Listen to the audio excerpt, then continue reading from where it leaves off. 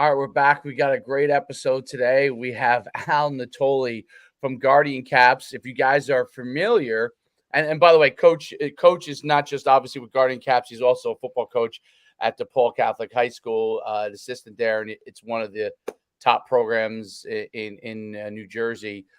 So we'll talk to him about not just the Guardian Caps, but obviously some of the things that he's seen within football as well. But Guardian, is with the NFL. If you guys see, if you watch Hard Knocks, you'll see the guys have the Guardian caps on in the preseason. That's the soft shell that goes over the hard shell, and it's a safety thing. And obviously the NFL, especially since and we talked a little bit before we got on the show. Since the whole concussion movie, I remember the impact of that. The Guardian Caps have had a huge surge. We have it in our program in Middletown, AYF, where I coach my sons. So I see it firsthand. We have them on in every practice. So the emphasis on safety and continuing to talk about safety in football. It's really great to have Al on and talk more about it. Al, welcome to the show, man. Thank you, guys. Appreciate being here. Thank you for having me. Al, and one of the things that's really great to talk about Al on this is Al, obviously, I said coaches in high school, but he also, for many, many years, ran the Oakland youth football program. And, his son was in that program. Those kids, he's seen, the impact of hits and all those kind of things in youth football. He's seen the highs and the lows of it, and then obviously going into high school. So he's seen it at multiple levels. He really kind of understands the impact of safety in football and the things that are constantly evolving on it. My first question is, Guardian to me has become the number. There are other things out there, and we had a group on that did another version that was like more of a harder shell version, I guess I would call it. But Guardian has become like the premier group with respect to safety as far as the additional soft shell on top of the helmets. But it's always so hard. Like for me as a football coach, like you're always trying to quantify what does exactly it mean when it puts on, when you ask a parent, we put this thing on, what is this thing doing for us? Right. Yeah. So talk about like Guardian from a safety standpoint, the evolution of it and the impact. So it's funny when you brought up the Oakland Braves. When it was about 2000, probably 16 or 15, I was also coaching at Bergen Catholic at the time. And at that time, Bergen Catholic was in Guardian Caps, one of the first high schools in New Jersey to be in Guardian Caps. And I was like, what are these things? These are pretty cool. And the linebacker coach, Ed Van Curren, was at the time the Guardian Cap sales rep. His son is now the head coach at Fairleigh Dickinson.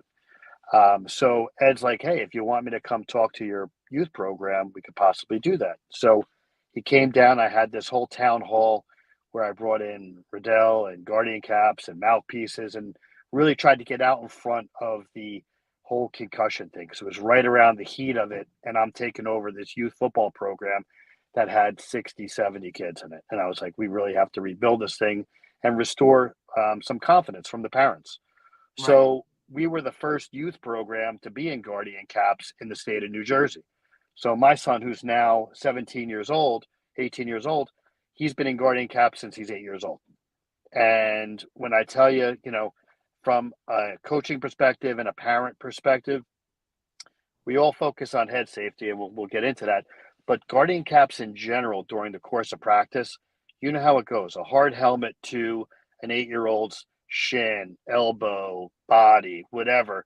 Those are tough blows to take at that age when your body is not fully just like ramped up to do it. And sometimes it makes the game not so fun. So the initial thing that I saw was, we have head safety, but the sound of the game and the safety of the game just went up tremendous because the body blows and just the little things you would think of.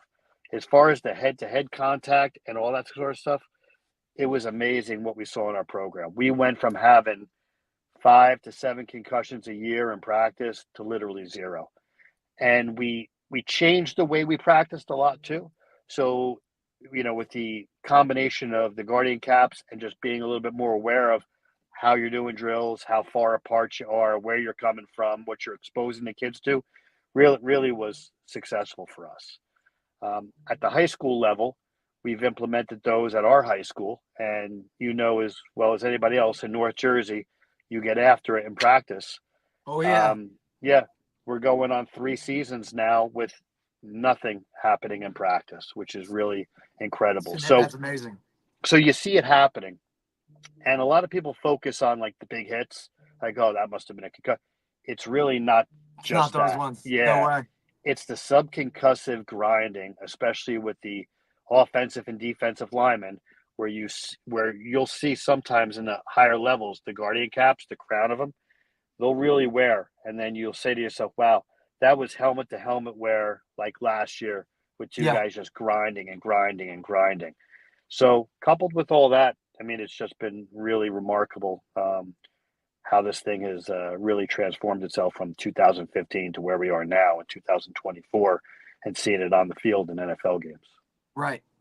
It's really interesting, and it's like one of the things I think that parents get assured on more is that when you see the hits, I think with the guard, you said the sound, it's no Oh, longer that crack sound that you hear if somehow they do accidentally bang, helmet to helmet or something, Yep. or someone hits somebody. It's a much lighter sound. I think, and for those people who don't know, like when you're at a youth practice, and it was probably the same when you were a youth coach. Parents are sitting there the whole time in football watching Whole your like time. Yep. right, and they're like right there. They're like, Right there. Yep. right on the sideline. right there. So like they Yeah. know every time you yell in practice, they know every time you're upset in practice, and most of them could care less about that. I mean, other than unless you go crazy, but what they really care about is he okay? Hmm. Are they what if somebody gets hit? Like how fast does that whistle go? Like are the coaches quick with the whistle, right? And I think the Guardian helmets really do a great job of lessening that sound that makes them feel a lot more assured in that process. And I think that's really, really a unique thing that the safety of the soft shell helmets does. Right. And I think, like you said, Dave, like we've talked about it, right? And then when we had, Jim Kramer on from Safer Sports, like ultimately, like everybody's in the same world of like wanting to help this game continue to to be a staple, right? And and that only happens if we take care of the youth guys, right? And like you said, I think it's more of an appeal to the parents, and like you said, the optic aspect of it, in terms of like you said, they're right there at practice, so they're seeing everything that's going to go on, they're hearing those sounds, and a lot of them, whether they played the game or not, grew up watching those big hits, right? And that's, I mean, those were the highlights that used to be on Sports Center, were the bone crunching hits and that type of stuff. And now to see, if the younger you start with the protections and the, hey, we're implementing this, right, and that technology, like that's where I think the game will continue to grow, regardless. And now, like Al I said, lost the like his sound. I son's can't hear been you. in it. You're Good. good. His son's been in it Can you hear since. us, Al? Can you hear? Can you hear us or no? Uh-oh. I don't think he can. You might have to go Uh back. You might have to go back out and come yeah, back go in. back out and go back in. Let me Like I let said, me let me see yeah, if let me see. You want me to text them? yeah, I'll See send if them I a can quick text them. message. Oh, there he Oh, did. there we go. But like I was saying, like I think that stuff, right, like kind of all ties into it. And now, if like when they were growing up, right, parents, like that was it. It was physical football. It was contact. It was this. It was that. So now to see us moving into this new world where literally, like Al said, his son since 8 years old has been in a Guardian. Like he doesn't know any different. You know what I mean? Like they look at, the way we played football, like we looked at guys in leather helmets. You know what I mean? So I think all of that together can kind of just add to, the growth of the game. And like Al said, you saw a dip for a couple years, and now you're starting to see it back up on the rise. I mean, I saw That's an Jabril. interesting point that you brought up there. I didn't even think about it from that standpoint. I guess because I'm 50 years old, I still think of myself as being young. You brought up a great point. They look at they look at the football that like. Back in here. Oh, You're you're good. You're good. Can you hear us now? Yeah, I can hear you now. All Yeah. right, cool. I think the point you brought up, Derek brought up a point. He was talking about how important things like the Guardian caps are now, and he was saying, I was just about to say that he brought up a point where he said they look at how we played football, like when like me and Al were in high school, or even probably when you were in high school, Derek, Definitely. as it was like when the guys that coached me played without face masks, you know what I mean, Yeah. and leather helmets, right? And that's how, because I always remember myself Mario Alia, and Mario Alia had, I don't know if you know that name, because Al's from Garfield. You're a Boilermaker, Originally, Al? he's a Garfield I'm a guy. Boilermaker. He's that, moved man. on up. He's moved on up in the world, but he's originally a Boilermaker. Yeah. I didn't know you were a Yes. Boilermaker, Oh, man. yeah. Purple, Big time. baby. Big time. Purple.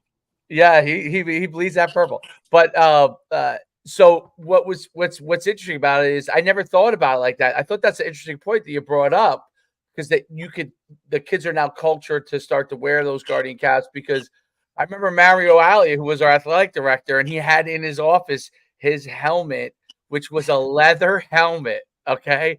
And I was like, you played with that was the helmet you guys wore at high school? It's And then, crazy. I guess in the 50s, Yeah, I mean, that's what he wore.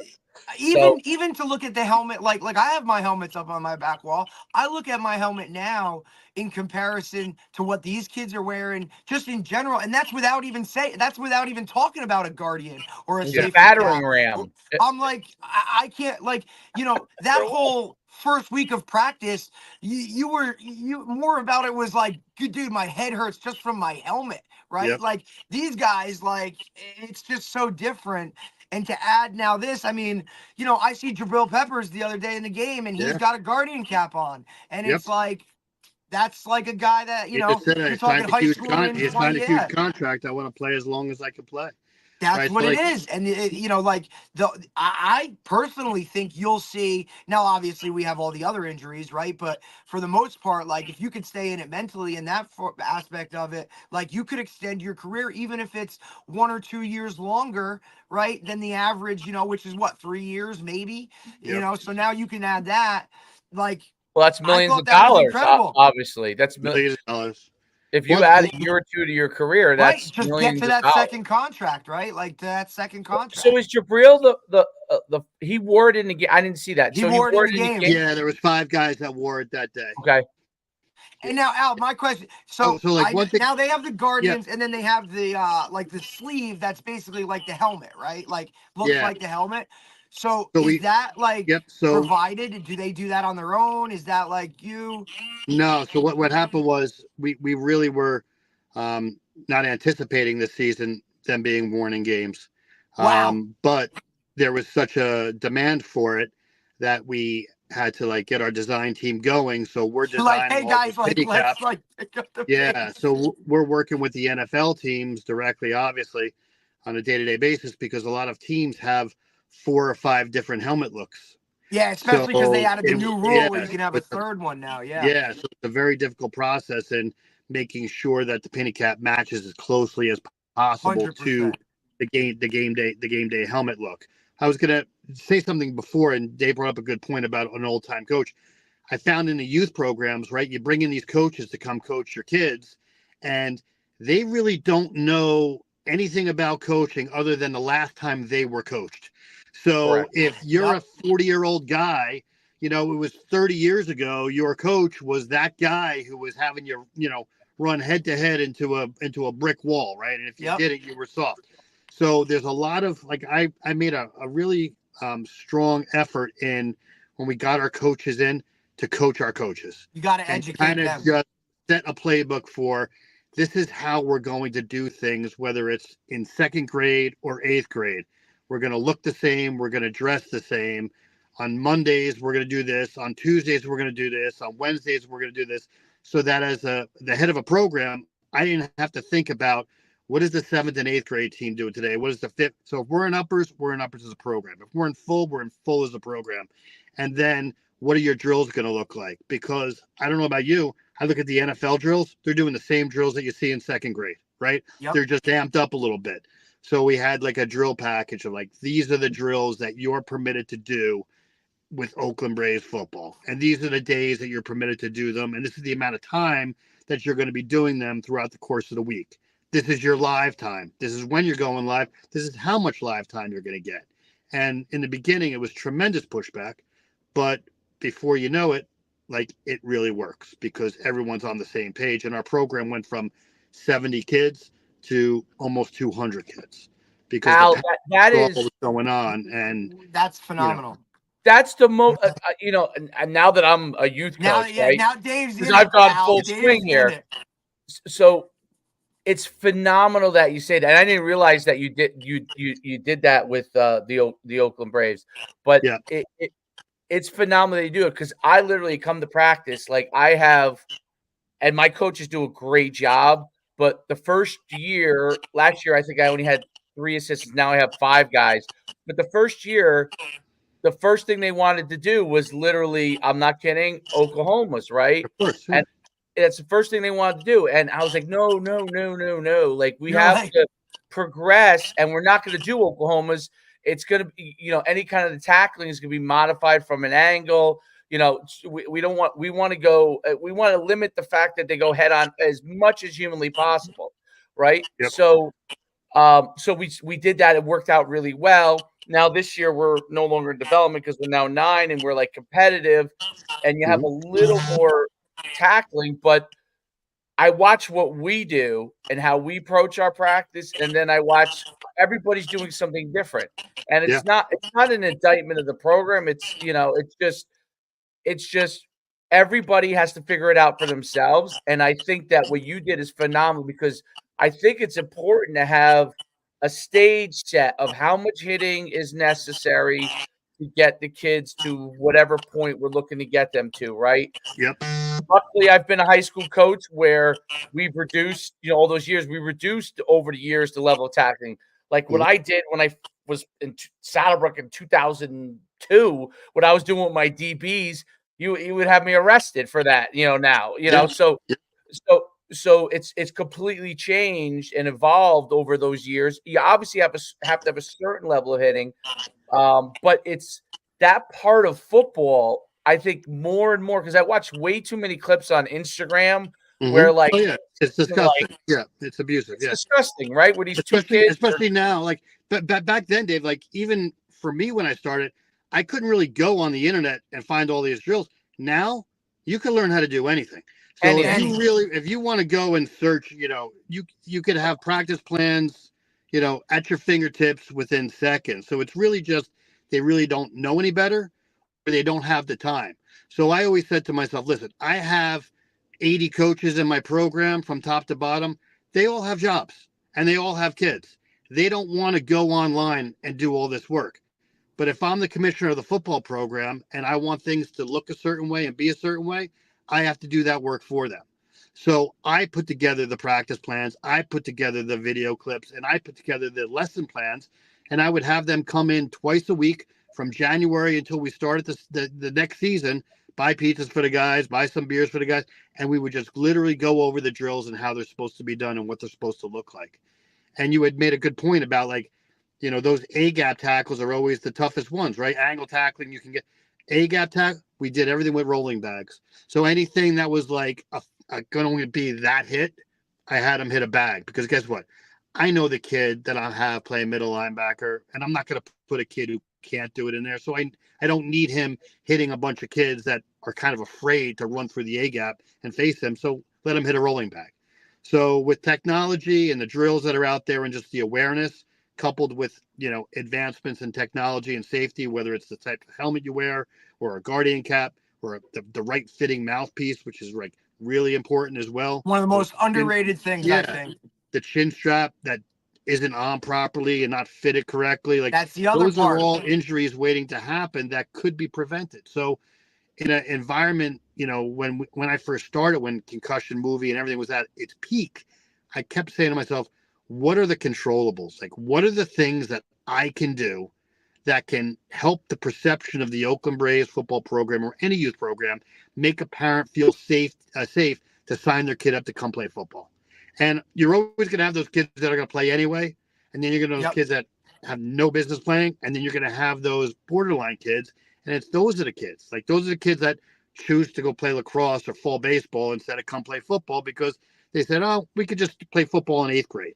And I'm not a big proponent of that. I understand the mindset of it, but I think a lot of it has to do with the fact that football's been kind of like unsafe, coached by guys that really don't know what they're doing. So why should I have my son take hits from 2nd grade to 8th grade when he can just start in 8th grade? But if you're running a great program, like there's a lot of I equate it to a fastball. You can't get into a cage and get into a high school game and hit 100-mile-an-hour fastball if you haven't seen a 30-mile-an-hour fastball, a 40, a 50, a 60, Right. and you've built yourself up. You got to build up to it. Right. It's the same thing with football. My son would never be able to go into a DePaul Catholic football game and compete at a high level if he didn't do that in 2nd grade and 3rd grade and 4th and built his confidence and his knowledge of the game and the way to do things the right way. So I just think there's been a lot of like bad coaches, bad programs that have really made the game worse. And I think that's really on an upturn, which I'm really excited about because I spend my life now traveling from Literally youth programs, high school programs, college programs, and NFL programs from Maine down through Delaware 365 days a year. So it's non-stop. And I see what everybody's doing across the country. I see where the problem areas are, and I see where the real good programs are. And I think there's many more good ones out there now than bad ones for sure. I think you nailed it on the head. It's definitely improved dramatically. The issue always becomes when obviously it's competitive football, right? And there's wins and losses at the end of it. And what I think happens is, you're right that they don't have the time. These guys have full-time jobs. Yep. It's like the first Listen, thing Dave, in my even head assistant high school football coaches, right? Like even assistant high school football coaches. If you're not, a teacher, you have another job. Like now I'm supposed to go and watch film and do all this other stuff and break these it guys down, are volunteers, so you Right. got to remember that too. So there's something with guys who aren't, they're not getting paid even a small stipend to do it. They're doing it, usually they have a kid on the team Right. or they like football that much. But I think, it's funny because immediately my thought goes to like, I should have Al coming in and explain this whole process because we're probably considered one of the better as far as overall programs because the guy who Definitely. runs it's very good. But like this would take things to a next level where guys wouldn't have to worry about, what their experience level is of playing, right? You wouldn't have to be like, oh, great. Well, Dave's played college. He's played, coach high school for me. All right, that's an easy one that you're probably going to be able to get a certain amount of things done the right way. The hard one is this guy hasn't played since high school. Okay, Like you were saying, 20 years. And the guy who he learned from, because I think about, and you were from Garfield, so we played the same conference, and guys did things basically the same way. Most of the guys, Garfield, Saddlebrook, Lodi, Emwood Park, they were all those old school guys before them were all the original guys from those areas. 100%. And they all taught football kind of a similar way for the most part. It was very, very, very downhill, very, very physical, and everything had to do with that. And that's changed. So if a guy's learned that way, and now, they have kids 25 years later, they are now in charge of a coaching a team, and they're literally trying to figure out with their other assistants. I think those guidelines are so important. And I think what you talked about was so important in that, AYF can have their general guidelines because I'm sure they do. These guys are not looking at them. They are because they don't understand how it applies to them directly, right? They don't understand how it applies to their daily practice. And so to give them a daily practice plan without knowing the intricacies of their individual program doesn't make sense. And that's what I think is the beauty of what you were doing. And I'm actually going to talk to my commissioner about that for going forward because I think it would help. Like I see such a wide range. Like it's not that they can't coach. There are guys that coach really well. They just don't know how to do it to the utmost level, You have to coach the coaches, and we started at the same time and we ended at the same time. So, how many coaches say, oh, parents are complaining this practice went for this long. Well, no. Dave, you've had that issue, right? Because Dave's cut down practice time and then I went to an hour and a half. Okay, last year because Yep. we were in development. It was like really you're 8 years old. It was an hour and a half. Well, I thought the mistake AYF made, and this is just to me, it was a huge mistake. They got rid of development at 9U and it just made it all competitive because I guess it was easy just to make it make it all competitive, meaning no Yep. more coaches on the field, right? So Yep. you didn't have a choice. We're not in the field when we coach. Right. So At with 9. 9U. So we're on the sideline. So now what has happened, I had to explain to my parents that like practice may go a half hour longer because going through actual plays where I'm not there to tell them where to go and they Mhm. have to they have to figure it out is very, very hard. I mean, I'm lucky. Like the two kids who were my son and the other kid that are my quarterbacks, they know each other really well. Yep. They kind of are similar kind of athletes, both guys for the most part. So I'm able to kind of get away with certain things. But I just think about how other guys are not able to get away with that. Like I'm able to Yeah. get away with it because my son is a quarterback and the other quarterback who's also good, they're similar kind of guys, probably similar type of body types too. Mhm. So it makes it easy, right? I'm not taking two different guys and they have to learn different things, and they're able to take charge pretty well, right?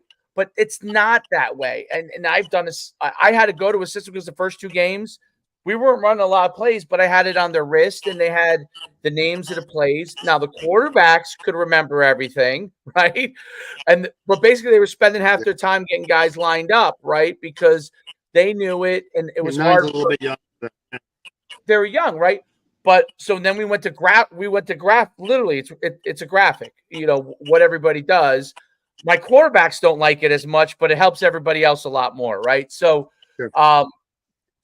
but I think that those kind of things are things that as a program, whatever your individual program, you could have suggestions for guys. Because I honestly, I didn't know that because last year they had it on their wrist, but I was in the huddle with them.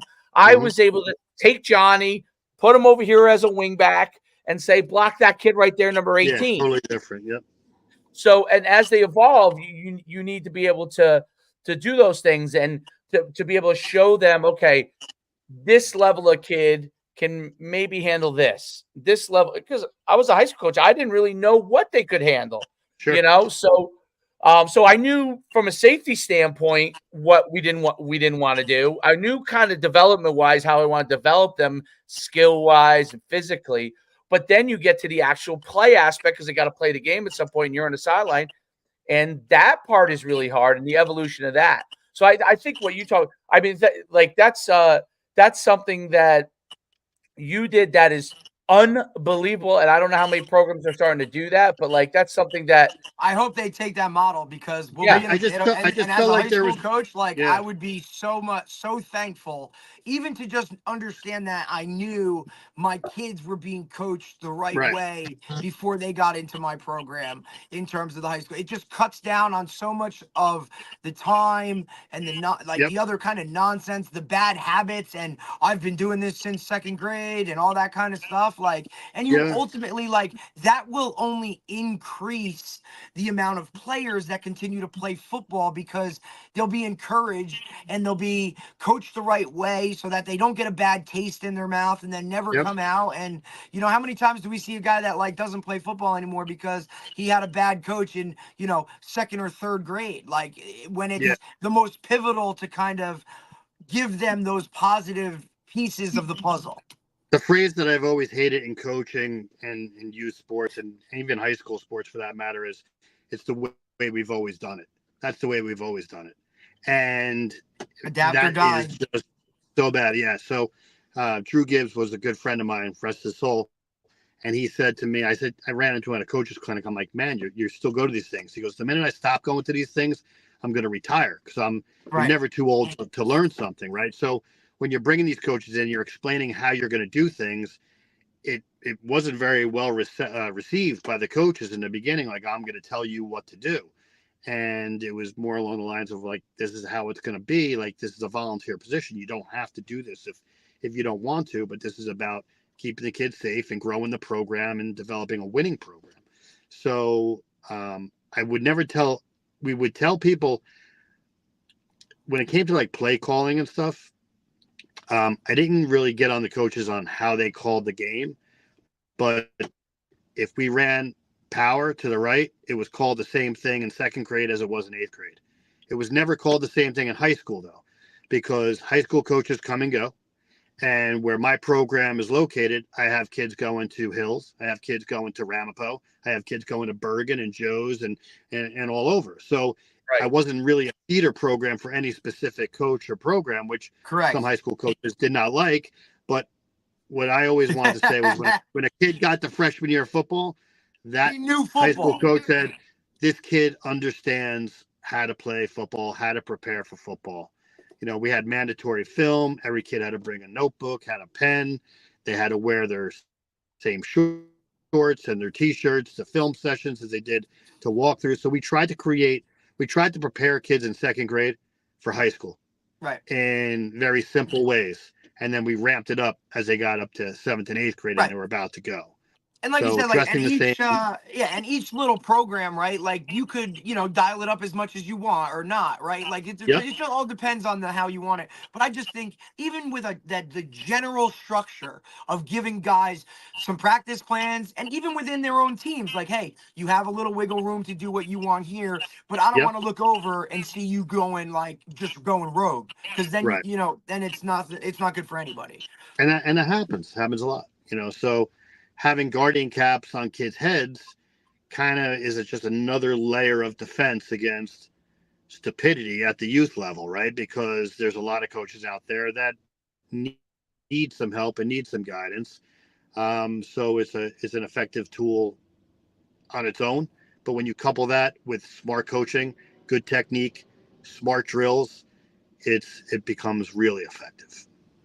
What's the basic science behind the guardian cap? I mean, I don't know if this is an area of your but what is like the basic science like for any parent to really understand? So when I was at my first, I remember seeing guardian caps. It might have been 2014 or 15, and the guy that was working at the booth at the time said, "Give me your hand." And I said, "Okay."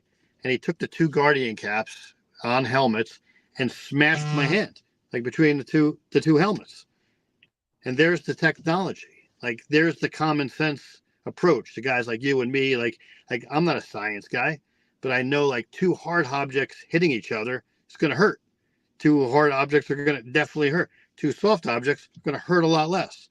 So as far as like the manufacturing of it and the patents and stuff like that, I'm not a science guy. I can't tell you that. But what I can tell you is when you have that guardian cap on and you're hitting someone else with a guardian cap on, it's crazy, Dave. That you really just have to try it. I mean, it's just an amazing feel because I have one kid that said to me, I want to start wearing them in games, and I'm like, why? He goes, because I'm a lineman and I don't have headaches anymore when I come home from practice. That's amazing, right? And he's a lineman, so he's not pounding guys. He's just linemen. Their face is constantly buried on a sled, on a bag, on another kid, on a coach, right? And it's constant. It's constant. So that's really the science behind it. Do you think in the long run that either helmets will evolve or Guardian evolves to change how the helmet is, in a sense to be more like how a Guardian is? I think you're definitely going to see our product change the landscape of what's out there. What that turns into and how that evolves, I have no idea. What I do know is there's millions and millions and millions of polycarbonate and plastic helmets out there that aren't going away anytime soon. Because think about the investment. Oh, the turnover, right? So like even like the newer Vices helmets and stuff that have some of the technology in them, some position specific helmets. You're talking 700. I think that's one of the next moves too. $700, $800. Easily, and that's why you see a lot of kids now like investing in their own helmets, like and buying their own helmets. How are you going to implement that into a youth program where, like, for $50-$60, you put this on top and you still have, that safety that you need. So. And I bought the Vickers helmet at first because when my son was starting, I was like, oh, let me just get the the greatest helmet out there, and it was like it was heavy, dude. It was super heavy, Yeah. and, They're and just I not know, ready. They're just not built for right? Yep. eighth, eighth grade and down. Maybe some of the bigger kids can handle it, but the youth game is the game right now that's got to be just saved, and you want just Yeah. That's the one you participation really numbers have to to go up, babysit. and you want yeah, 100%, and I think we're in a good spot for that. Yeah, Well, like Dave, like the one thing I did see is that there will be very, very shortly, like position specific helmets that are coming out. Like, you know what I mean? Like they're gonna now start to build helmets. Like it's not just gonna be like, oh, hey, you're a large, you're a medium, you're this. Like there's gonna be, hey, this is a lineman helmet, this is a skill guy helmet, this is built for linebackers. Like that's like I believe from what I've tried to do as much Yeah, and research as I some can. of them are out there already, just like there Yeah, are shoulder pad specific shoulder pads, right? So right, right. back when we got shoulder pads, we just got shoulder pads. We looked like That's it. I was I like, was hey, like give me Herschel the Walker. smallest one Yeah, that I everyone can looked like get my Herschel arms as Walker. high as I can, and then that's it. If I could have worn lacrosse shoulder pads, I probably would have. But yeah. I was that's a a wide little bit receiver with different. a neck roll in 1984. Yeah. Hey, that's listen. We have a player now who's playing linebacker at Hunt, and all of a sudden we looked at him the other day, and he's wearing a neck roll. I'm like, I this was is crazy. What's going on? I know. it's really really interesting. And the other thing, and I'm curious your thoughts on this. So, because you coach DePaul, where you guys have a lot of really really good players that come from probably a lot of all-star programs, but a mix. I'm sure a mix, Yep. but a lot of kids from all-star. And what I've noticed, which and maybe this was the how it was 20 years ago, I just didn't notice it. And you were in obviously youth football a lot longer than I was, so maybe you did notice it, but um, the levels of kids, even at the youth level, is Mhm. much greater because you can get trainers or you can work with, and I've noticed that there are kids that are like here, and here, like super basic, like they're out there just playing because they wanted to play. There are kids that are decent athletes, but they don't like put any more time. And then you get this level of kids that are good, at least a minimum good athletes, but they're putting in a lot more work, and it's Mhm. created that. And obviously, if you get an elite athlete who's he's going to be there.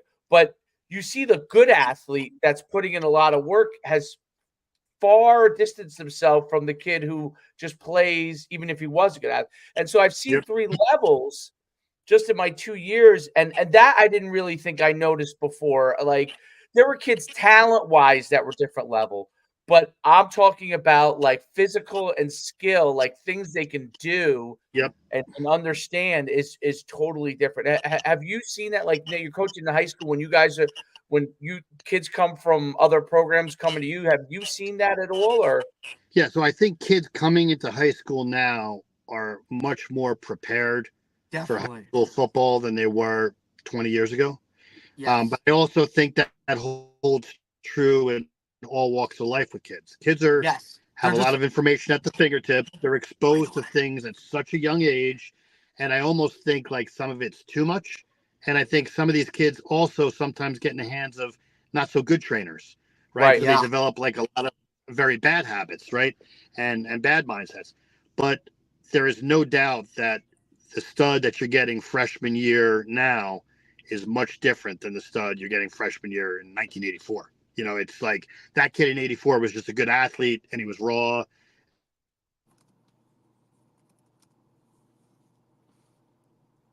Oh, do we get a freeze up on Alan? Did we maybe?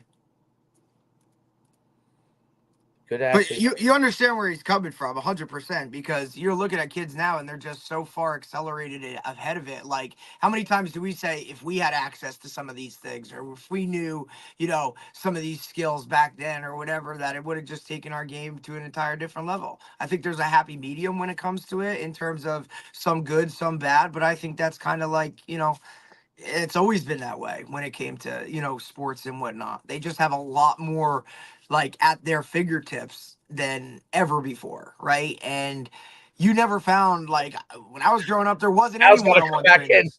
I feel bad for Al. He's gonna come back in. He makes. I had no idea he was so involved with the program like that. Like, Yes. I Yeah. think that's absolutely phenomenal to have a structure like that in terms of like coaching your youth coaches. Like, think about if your Remember we program talked now about. had just a structure. That's great. Remember we talked about briefly, like when I mentioned to you, like that. It was, and Al's taking that to a different level with his when he was with that program, but that there is. Oh, I lost him. Well, there. I'm losing everybody today. I was like, oh, damn, like, yeah, it just must be the day. But there is a minimum skill level, right? Right. That I Like, you feel almost like, want to make him have to like take some type of test. yeah. So from a player standpoint, but I think the Coaches too. B football really solves that. Like, I think that's something that is okay. Yeah. So you were talking about good athlete to. Yeah, so you froze up there for a second, Al. Can you hear me?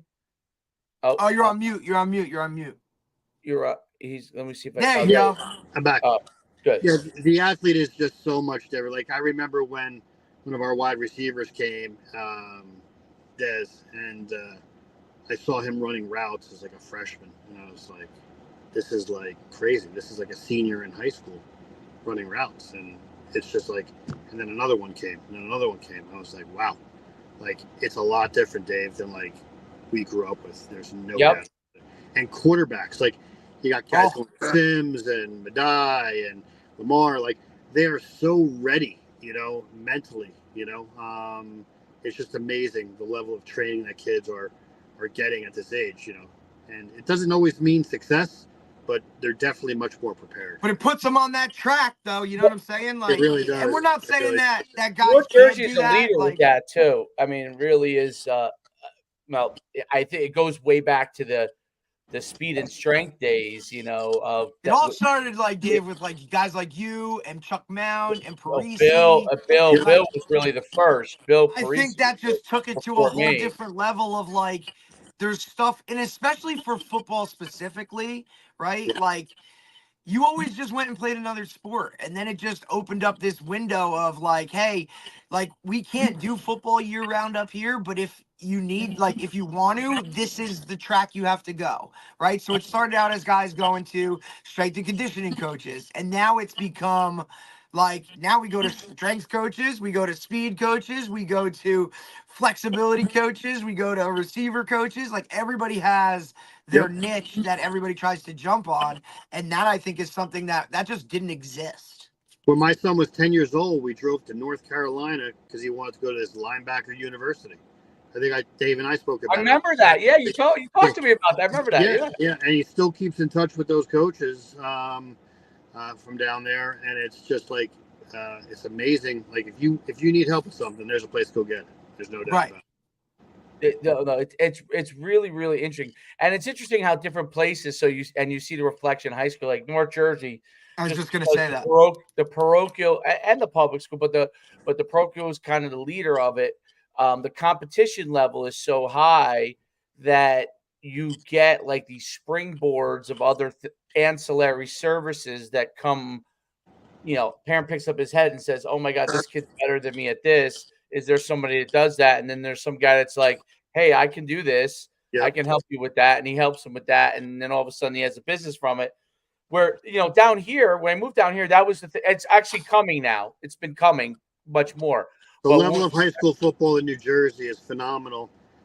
And you see it because you're up and down the entire coast. And I have as far as the Northeast is concerned, Pennsylvania has some teams for sure that can compete.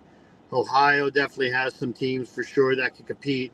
But from like Maine down, it's kind of like a little bit of hit and miss.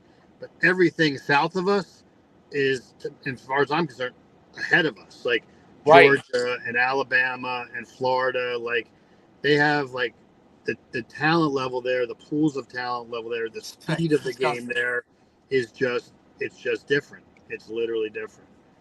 Yeah, I think and Derek's talked about this before.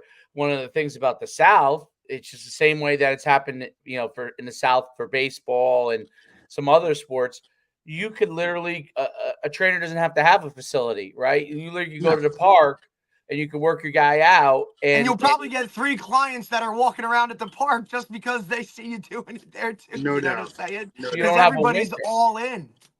But also, obviously the other big part of it is, when you look at the NFL is a different thing, but college football, where college football is best, if most kids, if they're good football players, they probably have some aspirations to play at least in college somewhere. Sure. And if that's the case, you look at the South with blanketed so many football schools, obviously top tier as well, because you got the SEC and the weather component associated with all of it So throughout big. the South. Yep. It's the same reason why California is still good at football, even though football is like one of 9,000 sports everyone plays in California. Yep. But because of the weather, you're going to be able to do a lot of things. You get a modern day program that has a top tier program, or St. John Bosco that has a top tier program because of it. But you get like that corridor of the South. It's just like a perfect storm of college football significance, the ability to go work out whenever you want. Whenever you want. Yeah. They have spring football, right, in high school. Like, you look at Texas, spring football, their first and block of the day is football. Like, and they all play like we were like, oh, they all play a lot of sports when they're young too. Yeah. What you have in the Northeast which is, I think a lot of it is because of space limitations, meaning the winter is a big block of months, and it's probably way more of a problem in New England, right? Yep. But the big block of months that you kind of have to be indoors, and there's only so many places that you can go indoors, and then these sports are the majority, like say soccer or whatever, take up the majority of the field space, or whatever, lacrosse or whatever it is. So it's harder to play like all your sports all the time because indoor space is tough. Even though I try to do it with my kid, you know what I mean? But it's one of those things where in the South you can go and do it because you don't have to worry about that. You got to go in. You don't have to go indoors. Oh, girls basketball has the gym from this time to this time, so I can't get in there. You're always a little bit limited. Just spacing in general, right? Like, how many true indoor facilities can you go and really chuck the ball around like you need to and not have to worry about a kid running into a wall? And it's hard for those facilities to stay in business because when the weather's nice, they have nobody inside it. When the weather is shitty for like a couple of weeks, they're all in there. But like, it's very, very hard to keep the lights on because those facilities are very big. It costs a lot of money to light them, costs a lot of money to air condition them, or whatever the case may be. And then what do you do with all that space when nobody's in it? So kids go back to school. So like, it's definitely an advantage. Yeah, like right now, it's like. And that's what's also made, I think, a lot of the top tier programs more and more successful. Although I guess you can speak to this more than I would be able to. But in North Jersey, there's so much emphasis in the parochial programs that there's probably been over time a little bit of watered down in some of the schools. At one point, they were all really, really, really the best, right? But now everybody's vying for a similar, I would guess, a similar pool of talent for the most part. And now you're seeing, the premier coaches or programs getting more of those guys. And then you might have a year of shifts or whatever, like a class here or a class there. But I've noticed that landscape in North Jersey, where it used to be everybody was at a certain level. Now there's a few that are really starting to separate, just because, the pool, there is a pool, and these other sports, which, although I think football's had a huge resurgence in my opinion, because I remember when I was coaching at Indian Hills, that was when you were in charge of the program. That was really when we were just starting to get out of that concussion thing. And you had really just started to really rebuild that Oakland youth program. You had much more kids than ever. But I think there's been a resurgence. But I do think that, like, I've always said this, like, soccer has done like an insane job of selling soccer in America. It's at the youth level. I'm not talking about high school or college. they've sold it like in a way with all these different levels. They've like almost mastered what you do. You did really great at Oakland, which was the A and the B, and I think that your league you guys were in. They've mastered understanding kids are at different levels and keeping them in the program, and as they get better, moving them up or moving them down and going through it all. And I think in the long run, even though the beauty of football is the high school thing, nobody can touch that. No one can touch. No one can touch the college thing. Although we're working on, I don't know, in college we're working on maybe destroying some of it, but Right. It's getting there, but we're okay. yeah, I mean, if you keep So throwing like money around. soccer got a major push when the concussion thing hit. Yeah. So that 2-3 year period of the influx of kids, well, what am I going to play? Well, I'm going to play soccer, right? It kind of drove those numbers, especially like in, let's say, North Jersey per se. But now you're starting to see a reversal in that because of flag football.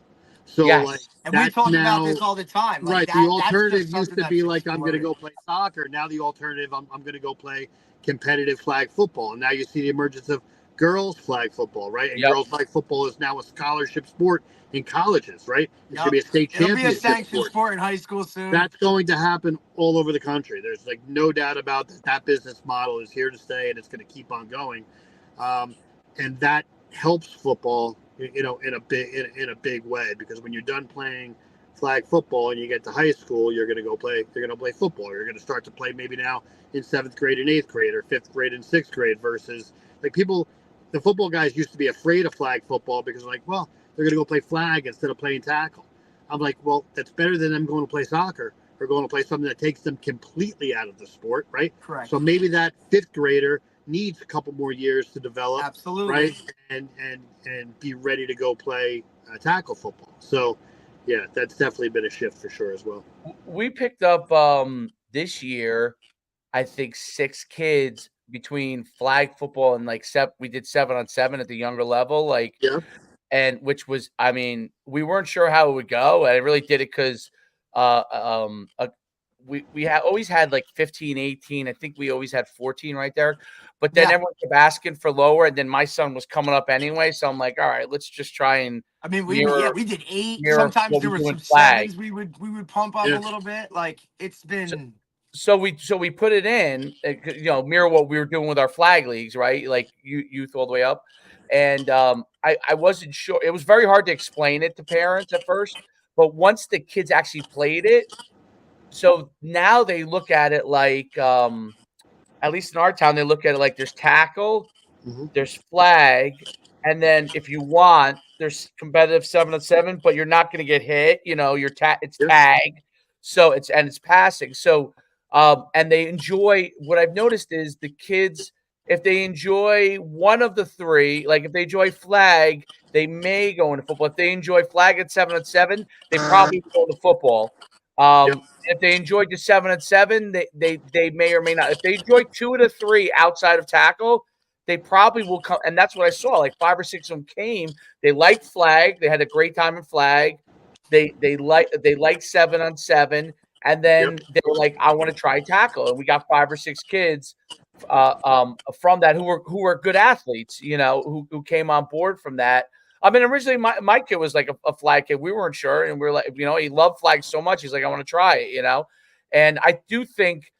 I was definitely one of those guys that was like, oh, flag, you know, it was like, how is that going to help tackle? But I see it now. Like I see absolutely exactly what you say. It's just And, the more they're in it, the better. The way you felt is very common, because they're like, we're going to lose this kid to flag.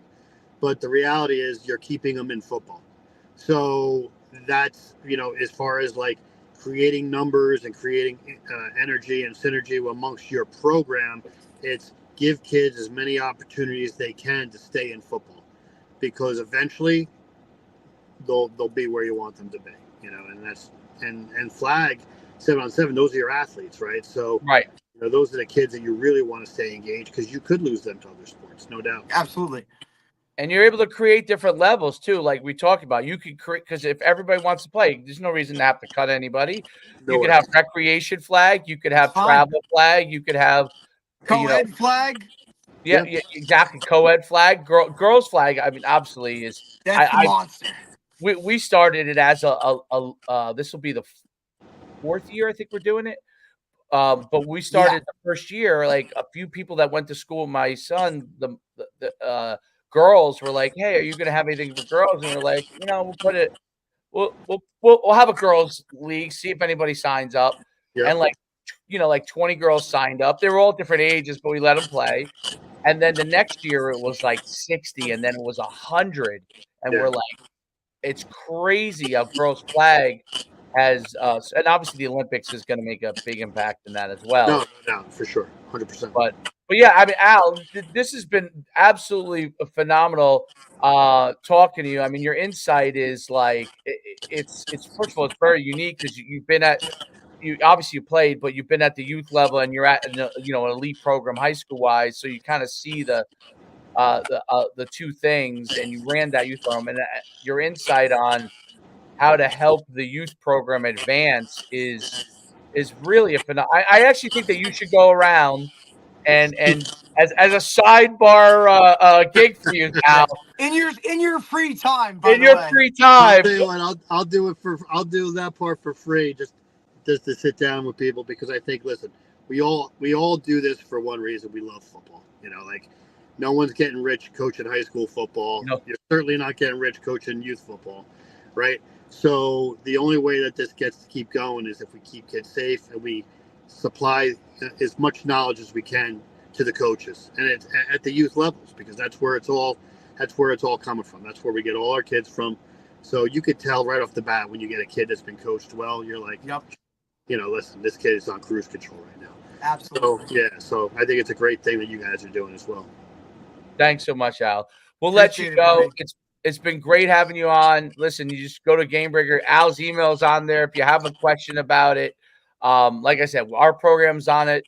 We think it's it's a mandatory and necessary part of it, and it's interesting because the parents have started to ask about can we play with it? Obviously, most of the kids aren't, so they haven't played with. Some of the kids haven't, but I always tell them, Yeah, so Alfred want to play University, with it, play with it. Alfred University, upstate New Yeah. York. Yeah. Yeah. So they played a whole entire collegiate game last weekend with Guardian caps on. Really? Every member of the Just team. the Guardian. Did they have like any of the They, helmet logo? no, or they just did not. Guardian? They just had a flat color. Like, They don't give it. They didn't give a shit. They were They just didn't like, care. "Yep, let's go." What was the we feedback? have now hundreds of high school programs across the country using them in games. We have Well, I mean, tons Al, of like for you, just think about how many, even not if we don't even count youth. Think about Yep. how many high school programs, right? Like within your territory or area. I mean, it's just phenomenal. Like all it's gonna take, like now you see Alfred doing it. Like just watch how many more now do it, right? Because Yep. everything's a copycat, and it promotes the game and the safety. Like that's what people want to see. Now the president of this university is going to ask the president of Alfred University, "Hey, why? What are your guys are doing this?" Or, Yep. "Oh, you're on the you're on the front end of this technology." Like it's good for everybody to kind of just, hey, this is what it is. Let's continue to help grow the game, and this is a piece of it. 100%. Couldn't have said it better. Well, Appreciate you, bud. thanks so much for coming on, and My good pleasure. luck the rest of the season. You guys have a heck of a team. Yeah, So keep Yeah, going, man. we got I'm a tough one this excited. week. Cardinal Hayes, I like man. watching them. That quarterback is electric. Have you watched him play yet? no, I haven't. Yeah. I'll Take check some it out film. though. Take a look. Yeah. All right, Al. Good luck this week, and Good we'll luck, talk buddy. to you soon. Thanks for Talk coming to you on. soon, man. Thank All you. right. Be well. Thank you. That was great. That was an excellent topic. You know what I didn't take into account too? Like we talked about it, like because he goes and meets with so many of these youth organizations, because obviously for that, like that's where your moneymaker is, right? Because like if you think about it, you sell how many in bulk to a youth organization, depending on whatever.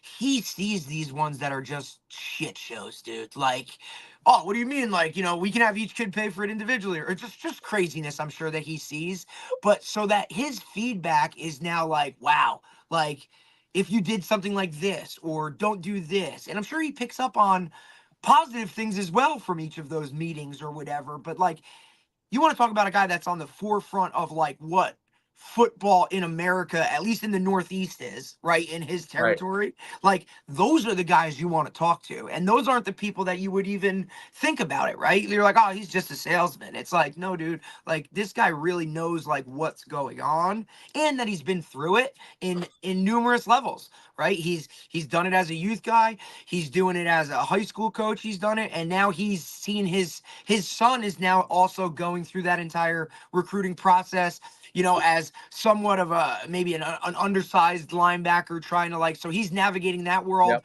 on a team that's phenomenal, surrounded by like 5 stars all over the place, right? Like going to Notre Dame and Ohio State and Boston College.